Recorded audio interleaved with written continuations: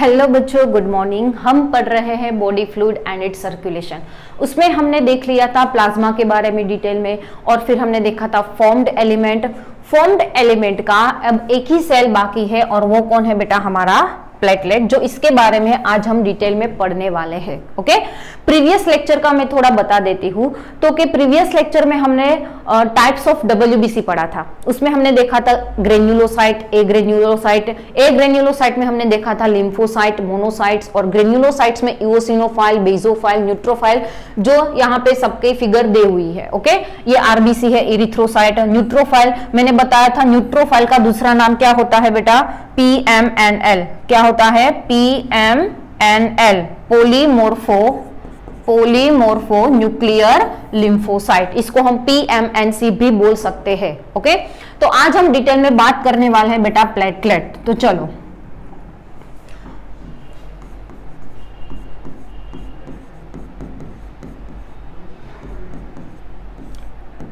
पहले हम नंबर की बात करें, जैसे RBC मिलियंस में थे, WBC थाउजेंड्स में थे, उसी तरह हमारे ये जो प्लेटलेट होते हैं बेटा, तो के 1.5 to 3.5 लाख पर mm³ ऑफ ब्लड। क्या बोला बेटा मैंने? ये जो प्लेटलेट है हमारे ब्लड के अंदर, उसका कितना नंबर होता है? तो कि 1.5 to 3.5 लाख पर mm³ ऑफ ब्लड। इसी के ही हिसाब से, इसके हिसाब से सबसे पहला कौन आएगा बेटा? RBC। देन कौन आएंगे? हमारे प्लेटलेट। कौन आएगा बेटा? प्लेटलेट्स। और लास्ट में कौन आएगा? WBC। कौन आएगा बेटा? WBC। हमारे ब्लड के अंदर सबसे ज्यादा कौन होगा? RBC, उसके बाद आएगा प्लेटलेट, और उसके बाद कौन आएगा बेटा? WBC। ये बात हुई नंबर की। किसकी बात हुई बेटा? नंबर की। अब हम बात करें बेटा फॉर्मेशन की। किसकी बात करें? फॉर्मेशन। तो कहां पे होता है प्लेटलेट का फॉर्मेशन? कई बार मैंने बोल दिया है कि हमारे ब्लड के अंदर जितने भी सेल्स है वो बोन मेरो में बनता है। कहां पे बनते हैं बेटा? हमारे स्टेम सेल, बोन मेरो के अंदर होते हैं स्टेम सेल। उसी स्टेम सेल में से अलग अलग सेल्स बनते हैं। तो वही स्टेम सेल आगे जाके, वही स्टेम सेल के पास आगे जाके बड़े बड़े न्यूक्लियस वाले सेल्स होंगे। उस सेल्स को हम बोलते हैं बेटा मेगाकैरियोसाइट्स। क्या बोलेंगे? बड़े बड़े न्यूक्लियस वाले जो सेल्स होंगे स्टेम सेल के पास। ये प्रोसेस कहां पे हो रही है बेटा? बोन मेरो में। कहां पे हो रही है? बोन मेरो में। तो बोन मेरो में ये जो बड़े, ये न्यूक्लियस है। ये क्या है बेटा? न्यूक्लियस। तो बड़े बड़े न्यूक्लियस वाले स्टेम सेल के पास जो सेल्स होंगे, उस सेल्स को हम क्या बोलेंगे? मेगाकैरियोसाइट। मेगाकैरियोसाइट्स।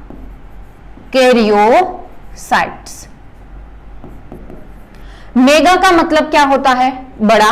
और Cairo word is related with nucleus. किससे रिलेटेड होता है बेटा? न्यूक्लियस से। जिस सेल के पास बड़ा सा न्यूक्लियस है, उस सेल्स को हम क्या बोलते हैं? मेगाकैरियोसाइट। और ये सेल कहां पे है बेटा? तो के बोन मेरो में। कहां पे है बेटा? बोन मेरो में। तो यही मेगाकैरियोसाइट्स में से आगे जाके क्या बनते हैं? हमारे प्लेटलेट्स बनते हैं। क्या बनते हैं? प्लेटलेट्स। ओके, तो इस मेगाकैरियोसाइट्स का होता है बेटा सेल्यूलर फ्रेगमेंटेशन। क्या होता है? Cellular fragment. और यही फ्रेगमेंट को, ये जो मेगाकैरियोसाइट है ना, देखो ऐसे, ये जो मेगाकैरियोसाइट है उसके ऐसे फ्रेगमेंट बन जाते हैं। क्या बन जाते हैं बेटा? इरेगुलर शेप में ऐसे छोटे छोटे फ्रेगमेंट बन जाते हैं। उसी फ्रेगमेंट को हम बोलते हैं बेटा प्लेटलेट्स। कुछ फ्रेगमेंट के शेप होता है ओवल शेप, कुछ फ्रेगमेंट के शेप होते हैं राउंड शेप। ओके, और इस फ्रेगमेंट को हम क्या बोलेंगे बेटा? प्लेटलेट्स। और इसको हम प्यार से, दूसरा नाम इसका क्या है बेटा? तो के थ्रोम्बोसाइट। क्या नाम है? थ्रोम्बोसाइट्स। क्लियर? यहां तक आया समझ में? इसके पास न्यूक्लियस होगा? नहीं। क्या प्लेटलेट के पास न्यूक्लियस होता है? No nucleus. इसके पास न्यूक्लियस होगा नहीं। जैसे RBC में भी हमने पढ़ा था ना बेटा, कुछ मेमल्स को एक्सेप्ट करके आरबीसी के पास भी न्यूक्लियस नहीं होता है और प्लेटलेट के भी पास न्यूक्लियस होगा नहीं।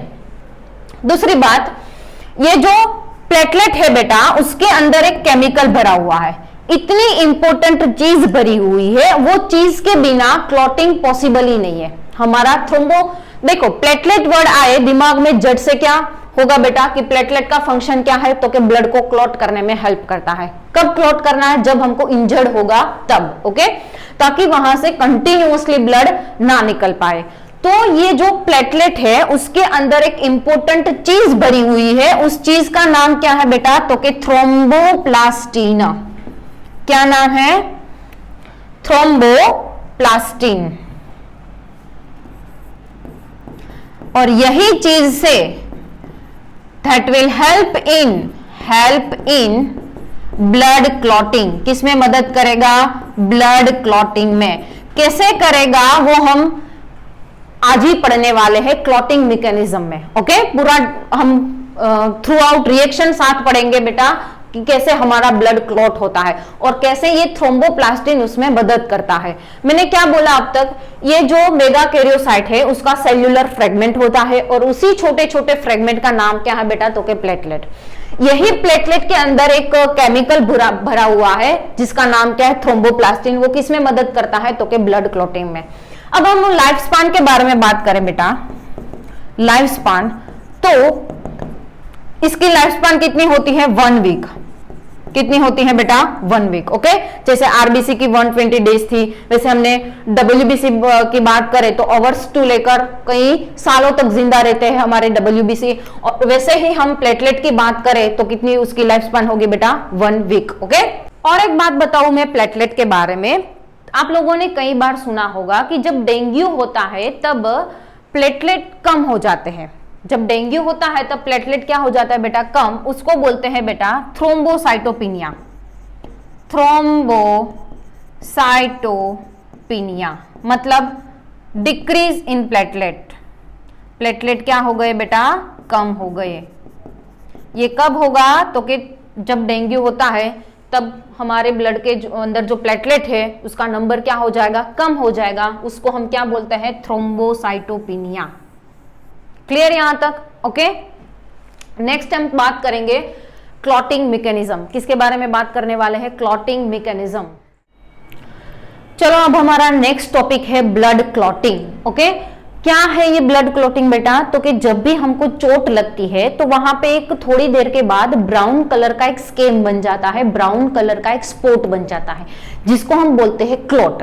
तो ये क्लॉट क्यों जरूरी है बेटा, तो कि जहां पे भी हमको इंजर्ड हुआ है, कहीं पे भी हमको चोट लगी है, तो वहां पे कंटिन्यूअसली ब्लड हमारा निकल ना जाए, तो थोड़ी देर के बाद वहां पे क्या बन जाएगा बेटा, क्लॉट बन जाएगा।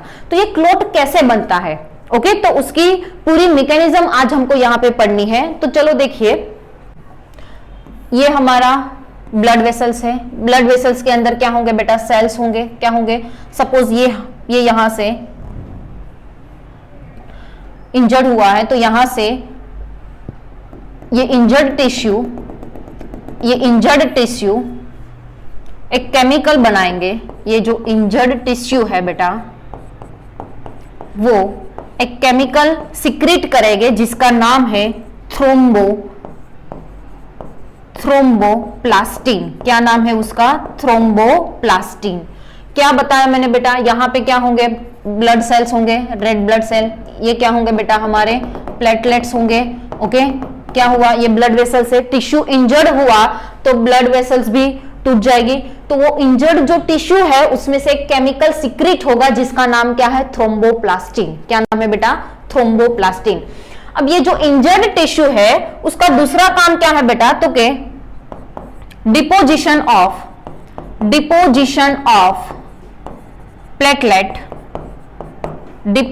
Of platelet at a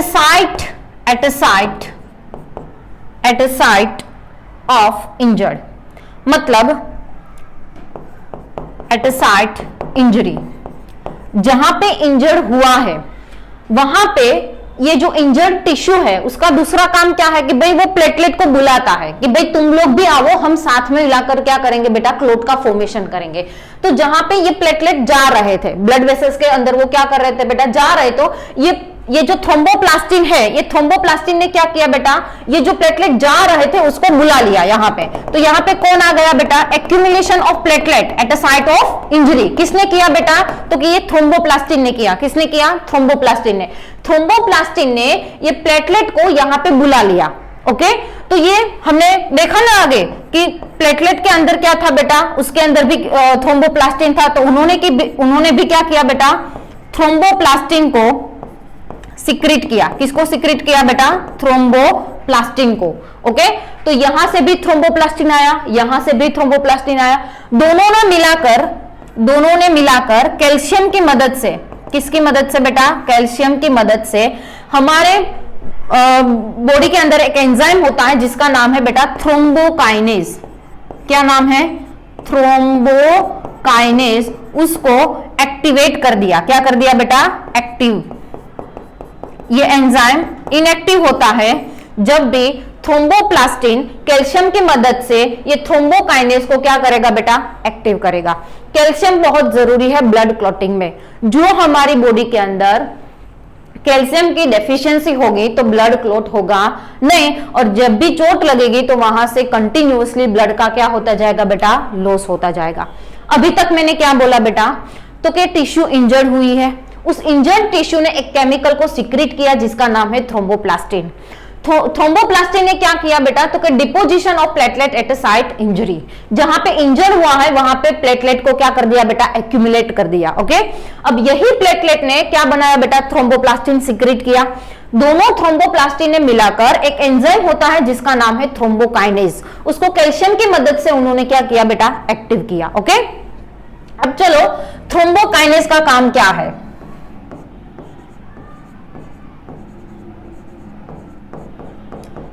thrombokinase दो काम करते हैं। कितने काम करते हैं बेटा, दो। पहला तो के जहां पे इंजर्ड हुआ है उस टिश्यू में जाएगा और वहां पे वो हिपेरिन को, किसको बेटा, हिपेरिन को इनएक्टिव करेगा। किसको, हिपेरिन को इनएक्टिव करेगा। क्यों हिपेरिन को इनएक्टिव करेगा, तो कि हिपेरिन क्या है बेटा, एंटीकोएगुलेंट है। क्या है, एंटीकोएगुलेंट, क्लॉट नहीं होने देता है। ओके, हमारे नेचर में ही हमारे ब्लड के अंदर हिपेरिन प्रेजेंट होता है जो एंटीकोएगुलेंट है। तो पहला तो क्या करना पड़ेगा, इस हिपेरिन को इनएक्टिव करना पड़ेगा। किसने किया बेटा, तो कि थ्रोम्बोकाइनेज ने। किसने किया बेटा, थ्रोम्बोकाइनेज ने। दूसरा क्या करेगा बेटा, हमारे ब्लड के अंदर एक प्रोटीन होता है जिसका नाम है प्रोथ्रोम्बिन। क्या नाम है, प्रोथ्रोम्बिन। प्रोथ्रोम्बिन का कन्वर्जेशन होता है बेटा थ्रोम्बिन में। किसमें होगा, थ्रोम्बिन। अब ये प्रोथ्रोम्बिन कहां पे होता है, तो कि प्रोड्यूस्ड इन लिवर। ये कहां पे बनता है बेटा, लिवर में। और उसमें कौन पार्टिसिपेट होता है, तो कि विटामिन के। प्रोथ्रोम्बिन को कहां पे बनेगा बेटा, लिवर के अंदर बनेगा। और कौन बनाने में मदद करेगा, तो कि विटामिन के। और ये जो विटामिन के होता है वो हमारे गट के जो बैक्टीरिया होते हैं वो बनाते हैं। कौन बनाते हैं बेटा, हमारे। तो पहला काम क्या है उसका, प्रोथ्रोम्बिन को हिपेरिन को इनएक्टिव करना। और प्रोथ्रोम्बिन को वो कन्वर्ट करता है, प्रोथ्रोम्बिन को पहले वो कन्वर्ट किसमें करेगा बेटा, थ्रोम्बिन में। किसमें कन्वर्ट करेगा, थ्रोम्बिन। प्रोथ्रोम्बिन, प्रो का मतलब ही क्या होता है, इनएक्टिव। ओके, प्रोथ्रोम्बिन को कन्वर्ट किया थ्रोम्बिन में। किसने किया, तो कि थ्रोम्बोकाइनेज ने। किसकी मदद से, तो कि कैल्शियम की मदद से। किसकी मदद से बेटा, कैल्शियम की मदद से। एक कैस्केड रिएक्शन होती है, तुरंत ये थ्रोम्बोकाइनेज प्रोथ्रोम्बिन को थ्रोम्बिन में नहीं कन्वर्ट कर सकता। बीच में बहुत सारी रिएक्शन होती है बेटा, उसको हम बोलते हैं कैस्केड रिएक्शन। क्या बोलते हैं बेटा, कैस्केड रिएक्शन, जो आपकी एनसीईआरटी में भी दिया हुआ है। कैस्केड रिएक्शन मतलब बहुत सारी बीच में रिएक्शन होगी। मैंने डायरेक्टली यहाँ पे लिख दिया है कि प्रोथ्रोम्बिन कन्वर्ट होता है थ्रोम्बिन में। ओके, बट यहाँ पे बहुत सारी रिएक्शन होगी। ये थ्रोम्बोकाइनेज बहुत सारे रिएक्शन में से पास आउट होगा, फिर वो प्रोथ्रोम्बिन को कन्वर्ट करेगा बेटा थ्रोम्बिन में in the presence of calcium. Clear यहां तक। अब ये जो थ्रोम्बिन होता है वो फाइब्रिनोजन को, किसको, फाइब्रिनोजन को कन्वर्ट करेगा फाइब्रिन में। किसमें कन्वर्ट करेगा, फाइब्रिन में। ओके, ये इनएक्टिव होता, ये भी क्या होगा बेटा, इनएक्टिव, और ये क्या होगा, एक्टिव। फाइब्रिन के ऐसे फाइबर बनाते हैं, क्या बनाते हैं बेटा, ऐसे फाइबर बनाते हैं, एक नेटवर्क जैसा बना लेते हैं। कहाँ पे बनाएंगे, तो कि जहां पे हमको इंजर्ड हुआ है वहां पे ऐसे फाइब्रिन के फाइबर्स बन जाएंगे, और इसको हम बोलते हैं बेटा क्लोट। इसको हम क्या बोलते हैं बेटा, क्लोट। ओके, इस क्लोट, यहाँ फाइबर के नेटवर्क जैसा बना, इसके अंदर होते हैं बेटा येलो कलर का, जिसको हम बोलते हैं सीरम। क्या बोलेंगे बेटा, सीरम। ये पहले सॉफ्ट क्लॉट होता है, क्या होता है, सॉफ्ट क्लॉट। जब ये एयर के कांटेक्ट में आ जाता है फिर वो बन जाता है हार्ड कोट। क्या बन जाएगा, हार्ड कोट। ओके, तो अभी तक मैंने क्या बताया बेटा, ये जो हमारी इंजर्ड टिश्यू है, वो इंजर्ड टिश्यू में से एक केमिकल सीक्रेट होगा जिसका नाम है थ्रोम्बोप्लास्टिन। अब ये थ्रोम्बोप्लास्टिन क्या करेगा बेटा, accumulation of platelet at a injured site, जहां पे इंजर्ड हुआ है वहां पे वो किसका एक्यूमुलेशन कर देगा बेटा, तो के प्लेटलेट का। उसको भी बुलाएगा कि चलो हम साथ में मिलकर ब्लड को क्लॉट करते हैं। तो ये तो ऑलरेडी थ्रोम्बोप्लास्टिन का सिक्रेशन कर ही रहा था। साथ में हमने नेक्स्ट स्लाइड में देखा ना, अगली स्लाइड में, कि प्लेटलेट के पास भी क्या होता है, थ्रोम्बोप्लास्टिन होता है। तो ये भी किसका सिक्रेशन करेंगे बेटा, थ्रोम्बोप्लास्टिन का। दोनों थ्रोम्बोप्लास्टिन मिलाकर एक एंजाइम को एक्टिव करेगी जिसका नाम होता है थ्रोम्बोकाइनेज। थ्रोम्बोकाइनेज का दूसरा नाम है प्रोथ्रोम्बिनेज। किसकी मदद से करेगा बेटा, कैल्शियम की मदद से। जो हमारी बॉडी के अंदर डेफिशिएंसी ऑफ कैल्शियम होगा तो ब्लड क्लॉट होगा नहीं। जब भी चोट लगेगी तो वहां से लगातार ब्लड क्या हो जाएगा बेटा, लॉस होता जाएगा। ओके, अब ये थ्रोम्बोकाइनेज दो काम करता है। पहला काम क्या करेगा बेटा, जहां पे इंजर्ड हुआ है उस टिश्यू के अंदर हिपेरिन को इनएक्टिव करेगा। क्यों हिपेरिन को इनएक्टिव करना पड़ता है, तो कि वो हमारा एंटीकोएगुलेंट है। क्या है बेटा, जो ब्लड को क्लॉट नहीं होने देता। अब हिपेरिन इनएक्टिव होगा, फिर वो प्रोथ्रोम्बिन को ये प्रोथ्रोम्बिन इनएक्टिव होता है, उसको वो क्या करता है बेटा, एक्टिव करता है। प्रोथ्रोम्बिन का कन्वर्जेशन होता है थ्रोम्बिन में। प्रोथ्रोम्बिन कहां पे बनेगा बेटा, तो के लिवर में। कौन बनाता है, तो के विटामिन के। विटामिन के कौन बनाएगा बेटा, हमारे गट के बैक्टीरिया। अब ये जो प्रोथ्रोम्बिन है वो थ्रोम्बिन में कन्वर्ट हो गया। अब थ्रोम्बिन कन्वर्ट होगा बेटा, थ्रोम्बिन का काम क्या होता है, तो कि फाइब्रिनोजन को कन्वर्ट करता है फाइब्रिन में। अब ये फाइब्रिन क्या है बेटा, एक्टिव है, इनसॉल्युबल फाइबर है। वो फाइबर सब फाइबर मिलाकर एक नेटवर्क जैसा बनाते हैं जिसको हम बोलते हैं बेटा क्लॉट।